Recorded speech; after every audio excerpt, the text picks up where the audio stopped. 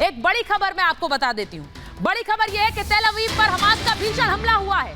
Hamas ने फिर से तेल अवीव पर एक भीषण हमला किया है, रॉकेट दागे हैं। इस वक्त की बड़ी खबर, तेल अवीव पर हमास का यह भीषण हमला और रॉकेट दागे गए हैं। हमास ने अब रिहायशी इलाकों में रॉकेट दागे। ये देखिए, यानी कि जहां लोग रह रहे हैं रिहायशी इलाकों में ये रॉकेट दागे गए। हमारे सहयोगी देखिए वहां पर रिपोर्ट कर रहे थे जब ये रॉकेट दागे गए, उन्हें वहां जमीन पर लेटना पड़ा, डक करना पड़ा अपनी जान बचाने के लिए। First and exclusive, this is the place from where सोचिए, जान को जोखिम में डालकर इस वक्त गुरसिमरन वहां से रिपोर्ट कर रहे हैं, अलीशा रिपोर्ट कर रही हैं। ये आसान नहीं है। रिहायशी इलाकों में जहां लोग रह रहे हैं वहां हमास लगातार रॉकेट दाग रहा है। गुरसिमरन हमारे साथ जुड़ गए।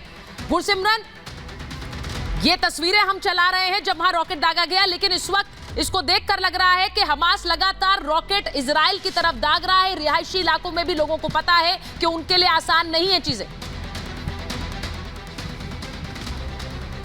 देखिए सुचरिता, लगातार रिहायशी इलाकों को टारगेट किया जा रहा है। हम इस वक्त उसी पास के एक इलाके में मौजूद हैं जिसे टारगेट किया गया था। मैं विजय सुरेंद्र शाह से कहूंगा कि बिना समय को जो है लिए वो सीधा उस विजुअल्स पर जाएं कि किस तरह इस बिल्डिंग को जो है वो टारगेट किया गया है। लगातार आप देखिए कि हमास की तरफ से इजराइल के रिहायशी इलाकों को टारगेट किया जा रहा है। ये एक हाई राइज बिल्डिंग थी और इसकी 2 मंजिलें जो है वो पूरी तरह से क्षतिग्रस्त हो गई हैं। तो आप समझ सकते हैं कि कितना भयानक हमला था, क्योंकि जब आपने देखा कि आयरन डोम सिस्टम एक्टिवेट होता है तो आयरन डोम सिस्टम की एक्यूरेसी तकरीबन 96% रहती है, यानी कि 4% उसमें भी ये रहता है कि जो वो मिसाइल्स हैं वो पार कर जाएंगी। यहाँ पर आप देखिए, अब क्योंकि यहाँ पे रेड क्रॉस के लोग और बाकी इमरजेंसीज के लोग भी पहुंच चुके हैं, ये इस घर को, इस गाड़ी को भी जो है वो नुकसान पहुंचा है। जिस तरह से हमास की तरफ से एक मिसाइल दागा गया, आयरन डोम सिस्टम एक्टिवेट होता है, उसके बाद से पूरा इलाका किस तरह से क्षतिग्रस्त है वो आप देख सकते हैं। चंद मिनटों में ही पूरे इलाके का नक्शा जो है वो हमास के रॉकेट्स ने बदल दिया है। एक बार फिर अगर मैं